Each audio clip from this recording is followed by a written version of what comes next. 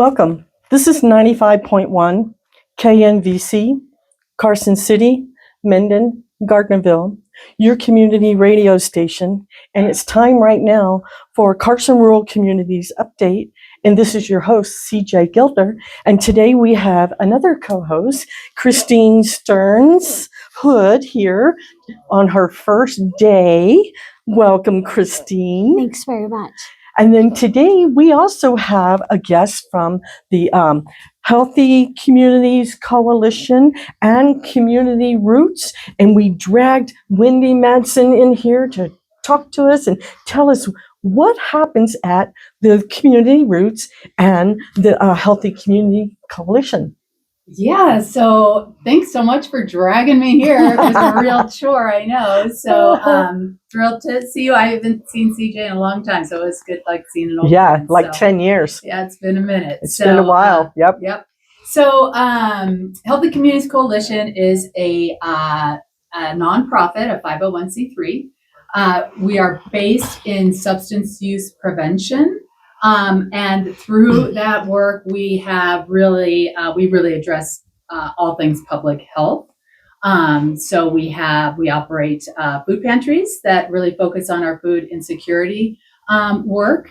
Pantries in Dayton, Silver Springs, and Yerington. In those pantries, we have community health workers who provide a client choice space for folks to come in. To peruse and pick up what their gaps are in their needs. Okay. And those pantries also are sites for distribution of Narcan or naloxone with some training and some availability there. We have family planning supplies. We have blood pressure cuffs where folks can come in and monitor their blood pressure, and a community health worker is there to assist. So really kind of, the food is important, but it's really those additional connections that make those pantries so important, and the volunteer network that those pantries hold. We've got probably 50 volunteers that help support that work. So that's pretty cool. Yeah. So volunteerism is at the heart of our work, and we love them more than anything else that I could even express. They're pretty viable, huh? Yeah, they're and it's like a family. And so I think a lot of times our volunteers need the pantry as much as the clients do, because it's that connection, right? The camaraderie. Yeah, it's that safe space. Yes. It's a lot of love and a lot of communication, a lot of sharing of hard times, and somebody there to listen and support and just be there. So it's really important. And then you also have seasonally the farmers market. Mm-hmm. Yeah. And do you have the dates yet, or are you still thinking about those dates yet? The date, it's mid-June. We're every Thursday, beginning mid-June. I believe it's the 16th or 17th. Okay. From 3:30 to 6:30, and that is at our space on Highway 50 in Dayton, next to the Pizza Factory. Can't miss it. Can't miss it. It's fabulous. And we have, we really last year started, so we have our farmers market, which obviously is fresh produce, and a lot of cottage food vendors, so selling their wares of fresh baked breads and jams and jellies, which is super popular. Yes. And we also have some music, and we've created this space in the market behind where our community garden is. Really of a family-friendly area. So there's, Connect Four and Cornhole, and we do some cooking classes. Oh, cool. And so it's super, super cool. So we're really expanding that effort so that every Thursday there's a place to just kind of hang out and, partake in the purchase of fresh produce, or just come and hang out. And good food, too. And some good music. So we're excited about that. And that will go through September. Very good. Every Thursday. And then you also have the community garden. You had mentioned it. Mm-hmm. How does that work? So the community garden is going through some transformation. Okay. We're very excited. I can't say the name of the person because we're in the process of nailing down all of the details. But okay.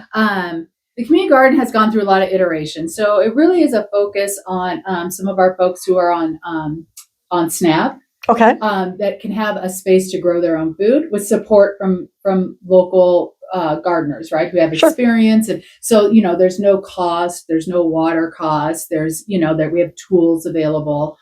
So we're really looking at how to elevate that really into a community, a true community garden. Okay. So we're in a little exploration right now, but yeah, it's raised beds That's good. and a place so if anybody's ever interested, reach out to anybody at Community Roots or Healthy Communities, and we'll have a little bit more information of what that's going to look like. Sure. But we're kind of excited. So we grew a lot last year in that garden. So what kind of things are you looking for to help build up the community garden? Yeah, I think people with knowledge, volunteers, again, Yes. it feels terrible, so greedy, but come to us, volunteers, we need you, who love that space, right? And Sure. love, connecting with folks. So, and then we're all, we live off of the ask of donations. We don't have funding all for these nonprofits. projects. Yeah. Our farmers market and our garden, we in the past have had funding for it, and it's all Okay. gone. That doesn't exist, but we're not going to let those programs go. We figure out a way to keep it going. So there used to be, let's see if I got this right. There's like coupons that Mhm. folks Mhm. can use Yeah. that are distributed a certain time of year, right? That's correct. That Okay. was the birth of our Dayton Farmers Market, Okay. which was 18 years ago. Yes. We had all of our seniors who got these wonderful coupons, these $5 coupons to go and purchase fresh at a farmer's market, and there wasn't one. So we're like, well, we got to fix this. Yes. So we created a farmer's market, we don't know what we're doing, but we'll figure it out. Yeah, exactly. And, It's okay. So that they had a space. So yes, so the through the senior centers, there's a distribution of these coupons, and I Sure. think it's a total of maybe $50. And it's awesome, right? Because then our seniors can come right there in town, and it's same things, that connection piece, right? So yes, it's wonderful to get the fresh berries and the the tomatoes Eggplant and to make that grilled Right? eggplant sandwich. Yes, Oh yeah. yeah. But it's so fun to watch people, just hang out and chat and gather, and so yeah, Sure. so yeah, it's a very good program. It's better than going to the supermarket. It's- You meet more people out in the open than you do in the Mhm. supermarket. I don't know about you, but lately I've been feeling confined when I go into the supermarket. Mhm. I would rather go get my produce at the farmer's market, so I'm looking forward to Yes, that. me too. Yes. One little added, I mean, there's so much we could talk about, but I do want to share one of the coolest things about our farmers market and about our organization is we have a summer program. It's called our Comstock Youth Works program. Oh. It's our amongst everybody, it's our favorite. So we take we have some school-based safe school professionals that work closely with school staff and counselors. Okay. They're really some are social workers, some are community health workers. So providing all kinds of substance use prevention, suicide prevention, mental health supports, and basic needs support, right, and for parents as well. So they get to know a lot of the kids, obviously, and so when it comes to the end of the school year, each community, we have 4 distinct communities in Lyon, and they identify a total of 40 youth, Oh wow. at-risk youth, which could be anything from parents who are going through a divorce to and so Sure. they identify these kids, and then they do this Comstock Youth Works summer program. And so what that looks like is we work with local businesses, Mhm. like Pizza Factory or State Farm Insurance or all of these entities, Mhm. and they agree to be trained and understand what it is to be a mentor. So then the youth is placed as a workforce development spot with that partner, Okay. and they recognize that they're also mentoring these kids. They're not just it's not just a job. So it's not like a junior achievement program. No, Okay. no. Wanted to yeah. differentiate those Yeah, things. it is a space where a kid's learning soft skills, right? Like how to show up, how to do a time card. Some get hired on at the end of the summer. So Isn't it's that cool? super cool. And then they do these enrichment programs and field trips to like UNR and the museum. And I mean, it's an awesome, some kids never get out of their community. We Sure. had one kid go to an event, and she had a Caesar salad, and she was like, oh my gosh, this is the most amazing thing. I have to bring this back to my teacher so they can see what a Caesar salad looks like. I mean, it's like crazy, Isn't that cool? right? Yeah. But our farmers market hosts a couple of those youths. So they learn how they learn about the produce, they learn how to sell, they learn how to talk to people. So when you come to the farmers market, you're supporting that element as well, that the learning process Yeah. from beginning to end. It probably instills a few things like ethics for them as well. Absolutely, You know, so I think that's a wonderful program. Yeah, it's super cool, and it's kind of that because we have a lot of elders, because the senior coupons come in, Sure. and that like cross-generational exposure, Yeah. so which we love. So yeah, it's a highlight of our year is that program. So that would also work with Story County for some of those programs as well. Yeah, so in Story County, we love our partners up there. Community Chest. Community Chest actually was the original creator of that Comstock Youth Works program. Yes. So and then they do a little farmers market, and we just it's partnerships, right? Right. Coalition work. We are absolutely nothing without our wonderful partners, and we are. That's true. We are blessed beyond belief in Lyon County and Story County because everybody works really well together. I can pick up my phone. I've got everybody's number in my phone. So yeah, Story County has incredible programming, and so we work well together with some prevention and workforce development pieces. Wow, that's cool. So all right, farmers market, the community garden, the youth resources, recovery work as a volunteer. Yeah, so we are recognized by the governor's office as a recovery-friendly workplace. Isn't that cool? Yeah. Which is super cool. And we did it just organically, and then we realized that there was this thing that you could actually become recognized as one. So we did that. Okay.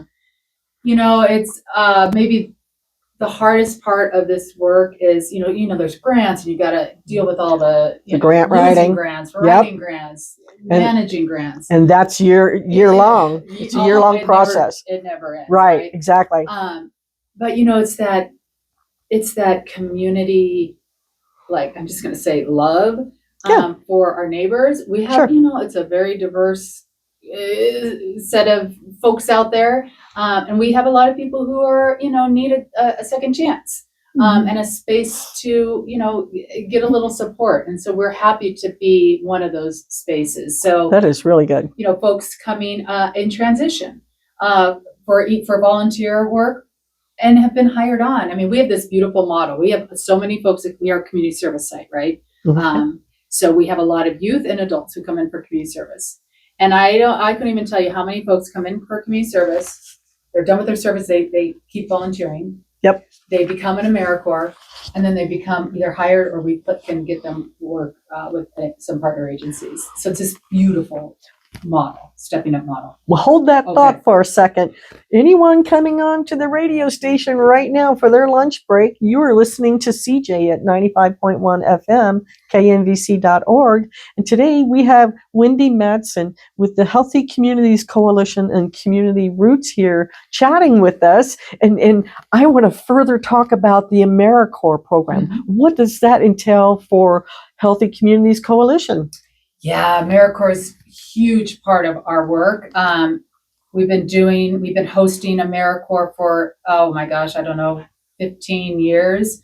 And then a year ago when, things got shaken up quite political things, yes. Yeah. They pulled all that funding. It was devastating for us. Oh, we that's had terrible. 10, 12 members at the time. It was hard. And it just, was unexpected and it was immediate. And we really struggled with that piece. And then thank goodness, and we figured this would happen because the message of, we value our volunteers so much. And AmeriCorps is basically, it's a service, right? It's not employment. You're serving your community. Sure. So it was a few months when it all started to realize that we can't lose this, right? The powers that be all rallied. And so we just got it back. So we're in a planning phase right now, and then we're writing for the implementation. We're excited. It looks like we're going to be focused on a youth mental health core. So we really focus a lot on non-clinical mental health because we don't have many clinical therapists here. We're building that. It's a beautiful thing. But what do we do, to help on this lower end? So, to help scale up to that clinical support level. So what happens there? How does that kind of flow into the AmeriCorps program along with the Healthy Communities Coalition for that mental health. Yeah. So, we do a lot of mental health work in Okay. our schools and in our communities. And so it's super cool. So we're looking at a focus on some younger, maybe coming out of high school, getting educated on becoming a community health worker. Our community health workers understand that mental health piece. A lot of community health workers or peer recovery support specialists have that lived experience, whether it's their own or through a family member. So really engaging folks to understand how simple it can be to sit down and listen to somebody that's supporting mental health. Yes, exactly. And sometimes we can keep folks from escalating into the need to find clinical help by being that sounding board, by knowing that I'm here to support you and I care. And mentoring. Having those Yep. tools, understanding mental health first aid, taking those classes, right? So we're really excited about this because our last AmeriCorps was around nutrition and food security. So this is our first mental health focused AmeriCorps gig. So we're super excited. And then once they come out of the AmeriCorps program, they get a education award that can be used to further their education. It could be passed down to an immediate family member. And like I shared, a lot of times our AmeriCorps then get employment opportunities from what they've gathered. And isn't that cool? That's great. That's pretty cool. Yeah. Yeah, definitely. Yeah. We have probably had the oldest AmeriCorps on record. We had an AmeriCorps. She was 79 years old. Oh, okay. So we're very proud of that. So it doesn't have to look like just a certain age demographic. This is for anybody. So yeah, very cool. That is really cool. So, all right. So I have been inside Community Roots and absolutely love the place. I really do. You have so cool things. They're just awesome things. Like you just mentioned, Christine, about getting, was it the goat? Soap. The goat milk soap? Milk yeah. Yep. So Community Roots is a little offshoot of Healthy Communities Coalition. It started 20 years ago as let's do this fundraiser and see if we can sell some plants. Yeah. And it was I remember this tiny little thing, right? And now it is a full-blown garden center. It is a nonprofit, very unique, very cool. You come in and you purchase your beauties and you don't pay tax. And then you have the knowledge of knowing you're supporting programming in the community. So any sales that come from Community Roots help support the youth programs, the pantries, really just that additional support. But the coolest thing, there's lots of cool things, but it is that work site for, some folks who may need a little help, right? Mm-hmm. It is, and there's a lot of support down there. It's also a very cool thing to see. It's a beautiful space. So we have folks that just come in just to be. It's a safe space. It's tranquil. There's benches. That's a good word. Yes. And it's a welcoming spot to come in. I'm having a moment, or I need a little support, or I just need to have a place to land. That is a space for it. Yes. So I love it so, and it's been super cool. So it lives alongside our food pantry. Okay. And I think one of the coolest things that I've gotten to witness is, we have folks coming into the nursery to purchase something, and then they're like, what is this, right? Oh, and we get our volunteers through that. We've had crazy amounts of donations, monetary donations from that. It's very symbiotic, right? This relationship, even though you would never think you're going to put a food pantry with a garden center, It's perfect. It is perfect. Yeah. The layout is awesome. Yeah. So really we get a lot of mutual support, through that relationship. And you also have the florist there. So if it's a homecoming time and kids are going to school and they need their flowers or corsages, they can go right over to Community Roots. Spot. We are, and I am going to say, so our beautiful, lovely florist is going through, a little something right now. So, so we are looking for a florist. We're kind of trying to, do a little interim stuff. But, if there's any florists out there who are interested in a cool space to work, hit me up. So, well, what's the phone number? The phone number is 775-246-6666. 7550. That's our main office for Healthy Communities, but our main office is right above Yes. the food pantry. Right. So you kind of get like it's all in, like it's a one-stop shop sort of place. That's Yeah. cool. That's okay. Yeah. Yeah. So Yeah. that's good. So what's the website? Oh, I don't know. Healthycom.org. Healthycom.org. 2 M's. COMM for communities. Yeah, got it. Yeah, Cool. yeah. Excellent. So what are the hours again? Did you give the hours so for? the nursery for Community Roots right now we're 10 to 5 Monday through Saturday and Sunday 10 to 3.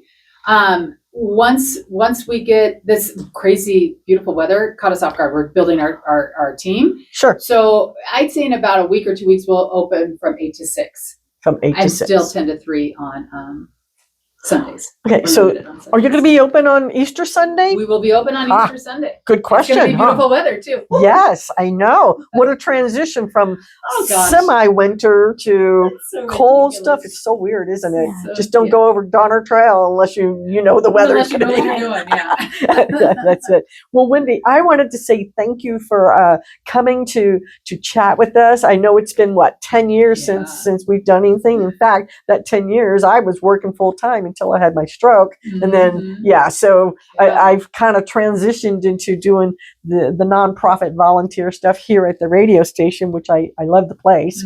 And I just love Healthy Communities Coalition and the farmers market and all the fun stuff that you can do. Dayton is not a dull place. It's not. Oh no, Dayton's dope.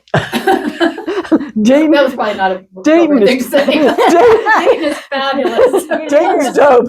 All in line. Okay, yeah, it's a really cool Very place. cool. Yes, Yes. there you go. Thank you. Yes, it is. It's a really cool place to go and visit people and meet your friends. And the fact that you can sit out there at Community Roots and sit on one of those benches and just chit chat with your friends or even total strangers, Yeah. you can have a fun time. You really can. Yeah. And so I just wanted to say thank you so much for coming again. And I'm going to read a couple of things that we have coming up right now.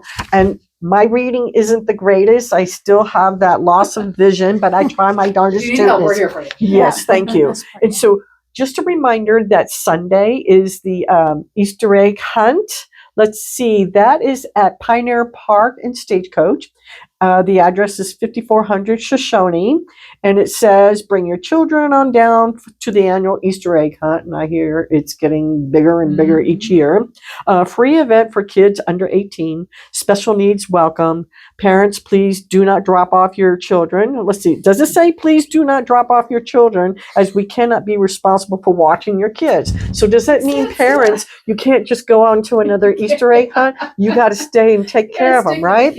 Okay, I had to read that a couple of times. So, okay, let's see. There is age categories from 0 to 1. Parents allow on lawn to assist. Ages 2 to 4.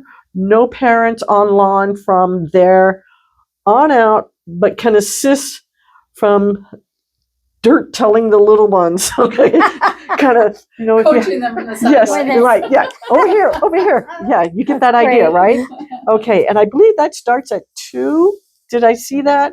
I can't really see that, so hopefully someone else can look at the sheet I'm going to tear and tell me Okay. that it says 2 p.m. I'd hate to tell you the wrong time. Oh, just be there by noon, okay, and have fun on Easter Sunday. The next one is going to be a press release from Story County. They invite the community to input on the local parks and up for upcoming town hall. I really have a problem reading this, so I apologize. I really try my darndest to this too. So Story County is hosting 3 town halls this April to engage residents in planning improvements, existing parks, and providing input on the county's newest park in Gold Hill. I didn't know they had a park, so I have to go check that out. Residents will have the opportunity to share their perspectives on Mark Twain Park, Miners Park, Virginia City Highlands Park, and it looks like Louise Perry Park. Discussions will focus on current park conditions, desired amenities. We all want a playground with fun stuff to do, right? Accessibility improvements and future programming for a park in Gold Hill. So that's going to be, the town hall schedule is April the 15th from 6 to 8 p.m. At the Lockwood Senior Community Center, which I understand is very beautiful. That address is 800 Perry Ranch Road, number 103 in Lockwood. Then there's one on Thursday, April the 16th from 6 to 8 p.m. And that's going to be in Virginia City Piper's Opera House. We all know where that is. And that's going to be at 12 B Street in Virginia City. And then there's another one on Wednesday, April the 22nd, and that will be at the Virginia City Highlands Community Center. And that address is 2998 Cartwright Road in Reno. That address, that zip code is 89521. And then the last one will be on April the 23rd from 6 to 8 at the Mark Twain Community Center, which is at the fork in the road. Street address is 500 Sam Clemens, right at Rowan Gulch. In the Mark Twain area. This town hall will also feature information from our emergency management team about the recent fire evacuation drill. So I wanted to share that with folks. And let's see, I think I have something else. Oh, yes. A community shred day is coming up. We all need that because you need to protect those documents that come in the mail. Yep. Ooh, I have to tell you, boy, that junk mail that comes in. Oh, Mamma Mia. It's scary, the amount of stuff that comes in where it has your personal information in there. So this community shred day is a free community event sponsored by Austin's House. They're going to be one of our guests really soon too, and you'll get to learn more about Austin's House. And so it's Shred for a Cause. Protect your identity, clear out all that old paperwork and that old mail that keeps coming in, and support children in need. So that is going to be on April the 11th from 9 a.m. to 1 p.m. And that's being held at the United Federal Credit Union over in Carson City. And that address is 1350 East William Street. And come on out. Let's see, I can't see the limit of boxes, number of boxes. Hopefully someone can kind of peruse through that. If you could possibly do that, Christine. She's learning to be a host. And unfortunately, little old blind me can't see half of what I see, but I try. So, You got your friends to help you. yes, thank you so much. And I mentioned to you, Wendy, when you got here, when I gave you the tour here in our subterranean bunker here at knvc.org, 95.1 FM, we have space for nonprofit groups that need a space for meetings. And this place is like the perfect place. Number one, I love the sound. The sound is awesome. The space is cool. And even last night, we had an open house here showing some very gorgeous quilts that have been handmade. So that was one of the events that we had last night. And it's so much fun to come here and see the different things that are available from the radio station itself. It's like, oh my gosh, you love coming here. It's fun.